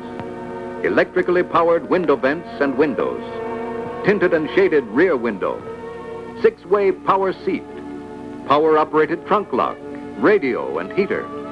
All are standard equipment. Air suspension is also standard in the Biarritz and Seville, as is the new Cadillac Q engine, providing unparalleled performance with 3 two-barrel carburetors. The Eldorado Seville interiors are examples of the most distinguished interior designs in Cadillac history. Brilliant combinations of leather and brushed chrome highlight the side upholstery treatment in the Seville. The Eldorado Biarritz offers the ultra-smart bucket seats as an option to give this stunning car a dramatic air. 7 combinations of Cardiff and Florentine leathers are available in the Biarritz, each the pinnacle of luxury car furnishings. Complete restyling of the Fleetwood 75 limousine for 1959 has given this magnificent motor car the sleek, fashionable appearance that makes it appropriate for any occasion. The remarkable roominess and super luxury features of this great motor car are as attractive to the owner wishing to drive his own car as to the owner who prefers to be chauffeur-driven. In 1959, the sensational Eldorado Rome once again brings to modern motoring a galaxy of years-ahead features that fully qualify this extraordinary motor car to be the distinguished leader of motordom's first family of fine cars. It is now evident that in the creation of the 1959 Cadillac motor car, Cadillac designers have fulfilled their difficult assignment with surpassing brilliance. For here is a car that at one and the same time is undeniably the pinnacle of fresh, inspiring 1959 fine car styling, yet is instantly Cadillac, the motor car that so superbly combines Cadillac's traditional dignity and bearing with resplendent new design